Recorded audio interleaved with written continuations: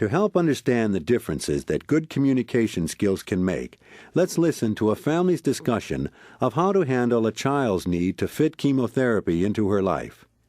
Angela Neva is 13 years old and has recently been told she has cancer. She lives in the city with her mother and father. Angela attends a large middle school and has different teachers for each school subject. The whole family has been terribly upset since hearing the diagnosis.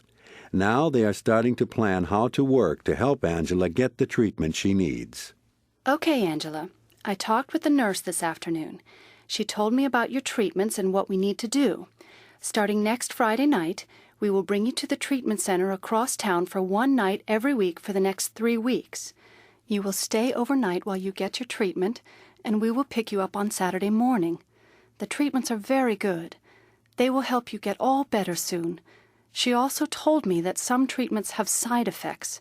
You might feel sick for a few days after each treatment. She will help us get through it.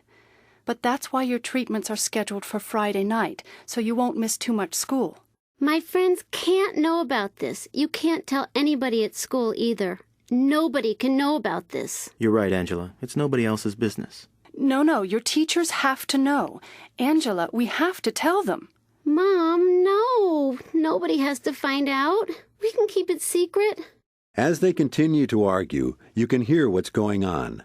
Angela and her parents are feeling the stress of not knowing what to do, but they are not really saying what they mean or how they feel, and they're not really listening to each other, just sticking to their point of view. What we hear Angela say may mean that she is afraid that people will treat her differently if they know she has cancer. Like every teenager, she wants to fit in, to be treated like other girls her age. Mr. Neva is worried about his daughter's health, and he wants to help her by taking her side. Of course, Mrs. Neva is also worried, but she is thinking about practical matters, like what might happen if Angela misses too much school and nobody understands why. She may fear that this will only put more pressure on Angela.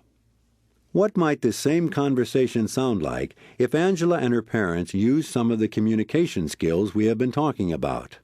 That's why your treatments are scheduled for Friday night, so you won't miss too much school. I'm concerned that if you miss too much at school, it may only make you worry more. I'm worried about that, too. I don't want to miss out with my friends, but I'm more afraid that, people will kind of treat me differently if they know I'm sick. I can understand how you would feel that way. I know this is tough on you. We're going to help you every way we possibly can. I know you don't want to miss out on things at school. It's got to be hard, especially with your friends. Your good friends will understand. They will help you through it. But I am concerned about your teachers.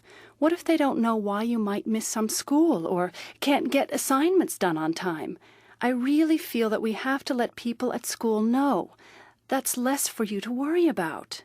Overall, you could hear that there was a lot less stress all around in this second discussion. You heard Angela be assertive, using I messages to express her feelings. She was also listening actively to what her mother said.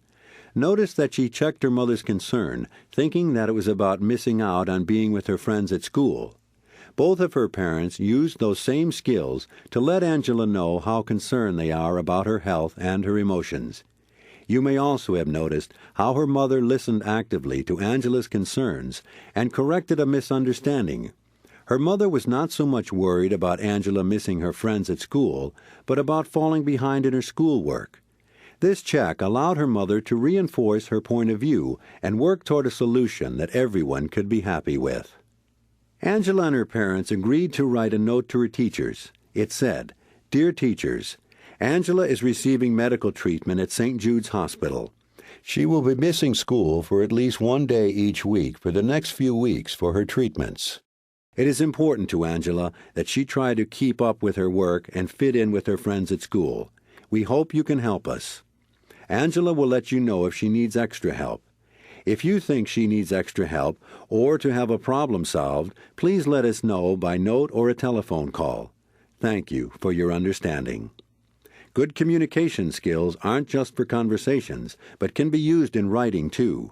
The note is assertive in stating what is going on, to the extent that the teachers need to know, and uses a kind of I message, in which it is made clear what Angela will be doing.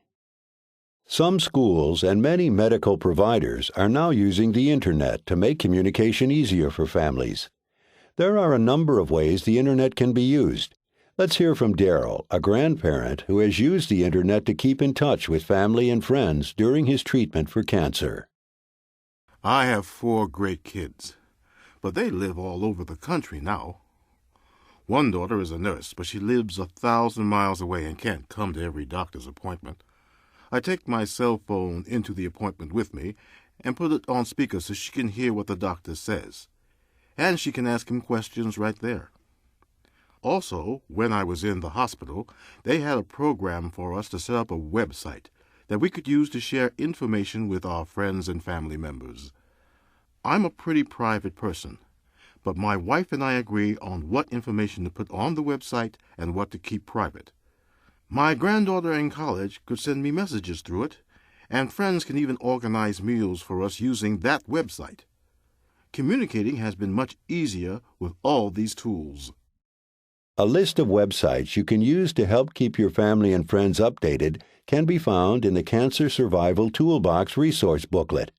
Before you create a web page, you may want to discuss with your family how much and what types of information you are comfortable sharing with others.